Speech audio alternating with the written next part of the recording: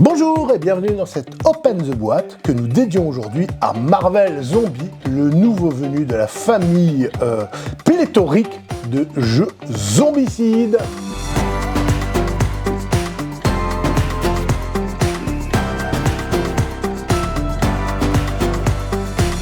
Donc Marvel Zombie, qu'est-ce que c'est? Alors, pour ceux qui connaissent, c'est un comics écrit par Robert Kirkman, le monsieur Walking Dead, qui a priori semble avoir une obsession un peu malsaine pour les trucs qui sentent pas bon. Donc voilà, il avait écrit cette série où une vague de maladies frappe la Terre, et alors que les super-héros sont censés la défendre, en fait, la moitié d'eux se transforment en zombies, et les autres doivent combattre leurs anciens amis, devenus des choses qui courent, qui ont gardé leur pouvoir, mais qui ont très très faim. Donc voilà, la spécificité de ce jeu, et ce qui en fait un élément unique dans toute la gamme zombicide, c'est que, contrairement à ce qu'on pourrait croire, vous ne jouez pas les super-héros, vous jouez les zombies contre les super-héros et contre les forces du Shield, alors qu'ils vous empêchent de vous nourrir, finalement, de prendre votre goûter tranquillement. Et ça, c'est absolument un scandale. Donc voyons voir ce que contient cette boîte, et tout en vous montrant le matériel, je vous raconterai un petit peu de quoi le jeu parle. Donc c'est une boîte bien remplie, de gros format, Simone oblige. On a le livre de règles, classique, qui va vous fournir l'ensemble des règles, les figurines qui sont incluses, elles sont absolument splendides, mais dans le cadre de Simone, on n'est pas surpris, hein, évidemment, à force, ils savent faire. Les règles sont similaires, voire très proches de celles de Zombicide, mais avec suffisamment de changements pour qu'ils vous avertissent qu'il faut les lire, même si vous pensez connaître Zombicide. Parce qu'il y a quand même pas mal de changements. Le fait que vous jouiez des zombies y est un peu pour beaucoup, en fait. Donc, quels sont les changements? Globalement, vous allez devoir vous nourrir. C'est-à-dire que chaque personnage va avoir un indicateur de faim. Bam, bam, bam, bam, bam, qui va augmenter chaque tour. Et puis en fonction de certains événements ou de l'utilisation de certains effets, va augmenter plus rapidement. Lorsque vous arrivez au maximum de l'indicateur de faim, vous devenez vorace. Et à ce moment-là, votre personnage ne peut plus que bouger et faire l'attaque un peu riboule de base, qui est de manger les gens. Et à ce moment-là, une fois que vous avez mangé, boum, ça revient à zéro. Donc voilà. Mais pourquoi est-ce que c'est quand même bien à la fin? Parce que votre indicateur de faim, c'est aussi, donc si vous avez une faim de 3, c'est aussi que vous avez 3 dés de bonus à toutes vos attaques. Donc en fait, il va falloir jouer sans arrêt entre j'ai faim, voilà, oui, mais là, faut que je bouffe, quoi. Tu vois, c'est l'heure du goûter. Donc, on va aller cruncher un gars du Shield qu'on va manger, ou un passant, ou n'importe quoi. Et ça, c'est hyper funky dans le jeu. Voilà, c'est l'un des grands changements, c'est cette notion de faim qui est hyper bien trouvée, qui reste complètement dans la logique de règles de Zombicide, mais qui rajoute vraiment un nouvel effet au jeu et un nouveau critère à gérer. Sinon, on a les tuiles avec les bâtiments, la joueur de son zombicide. Le zombicide existe suffisamment longtemps pour que je vous fasse pas l'injure de vous le réexpliquer. On se déplace, on a des scénarios qui sont juste souvent des excuses pour tuer et se faire tuer éventuellement. Les personnages du Captain America Zombie, du Hulk Zombie, du Captain Marvel Zombie, c'est kiffant, c'est génial. Les ennemis qui ne sont pas des zombies, donc qui sont des pauvres petits agents du Shield qu'on a mis sur votre chemin. Les pauvres, ils vont souffrir. Mais d'autres super-héros aussi peuvent arriver, qui eux ne sont pas zombifiés et qui eux, franchement, vous feront regretter les abominations des anciens volumes de Zombicide, parce que eux sont vraiment, vraiment pénibles. Très, très forts, ils ont des capacités particulières, etc.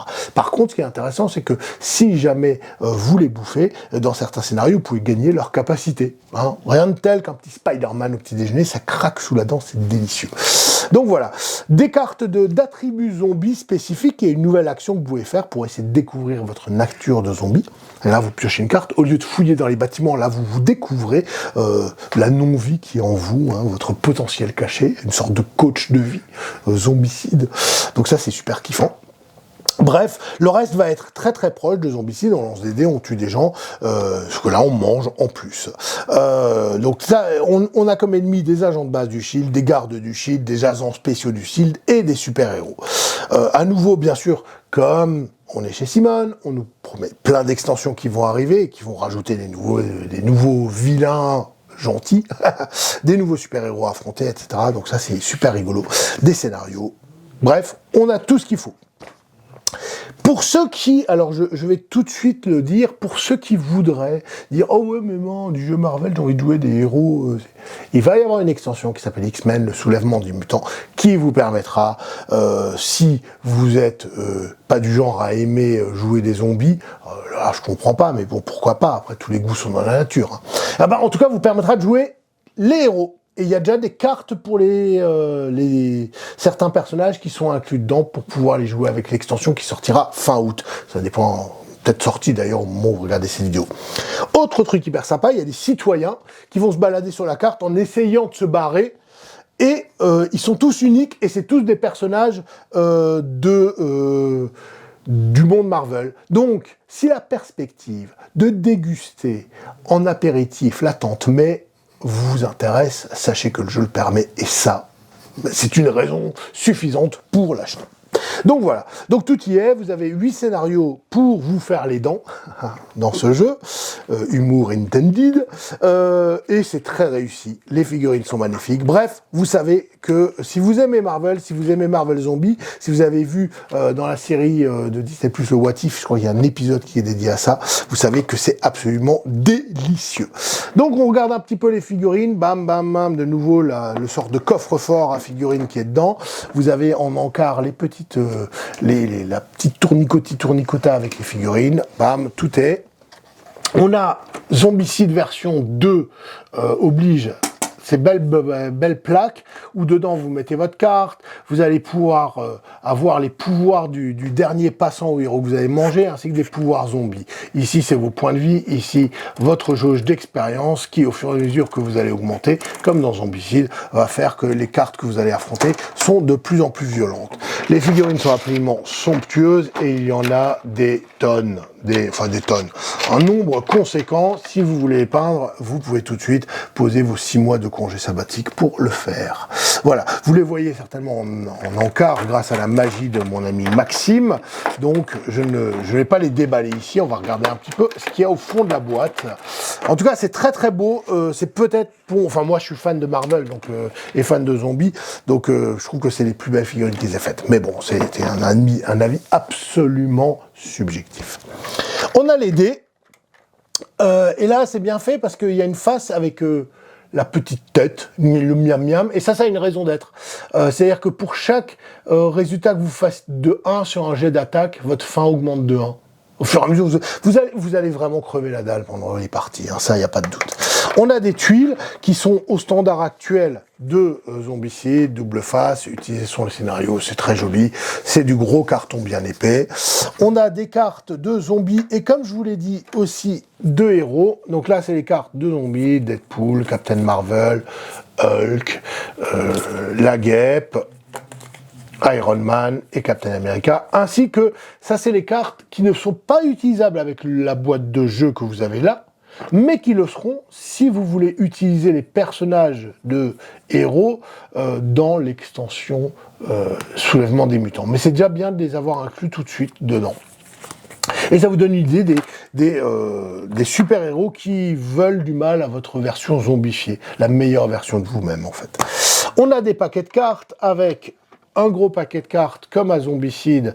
Donc là, il y a des passants, des super-héros, et c'est les mêmes cartes qu'on tire à la fin qui permettent de savoir quelle méchanceté vous arrive sur le groin. Donc voilà. Ça, c'est très classique de Zombicide, mais ça marche toujours. Notez qu'il n'y a pas de paquet de cartes d'objets. À la place, on va avoir des sortes de cartes de mutation, telles que celle-là, qui chacune, quand vous allez décider d'explorer le zombie qui est en vous, vous permet de piocher une carte. Souvent, c'est des cartes à usage unique qui peuvent, pour être utilisées, demander d'augmenter sa faim, mais qui permettent de bouger plus rapidement, d'attaquer plus violemment, de faire des choses un petit peu surprenantes, d'annuler des dégâts, bref, plein de choses qui sont assez sympas et qui remplacent avantageusement les équipements, parce qu'on n'aurait pas vu Captain America fouiller dans le meuble à cuisine pour trouver un couteau, hein, ou une tronçonneuse, encore que la tronçonneuse. Bref, donc voilà, on a donc ces cartes, je vous les ai montrées, et bien sûr des cartes de passants de citoyens, comme on les appelle, avec... alors là, il y a des missions secrètes au début, mais vous avez des gars qui peuvent être sauvés. Vous avez ici Pepper Pot, j'en parlais, hop, voilà. On a l'agent Coulson, qu'on va pouvoir manger aussi. Wong, le copain de Doctor Strange. On en a plein, hein. On a Okoye, la garde du corps de Black Panther. Bref, vous allez voir, il y a moult...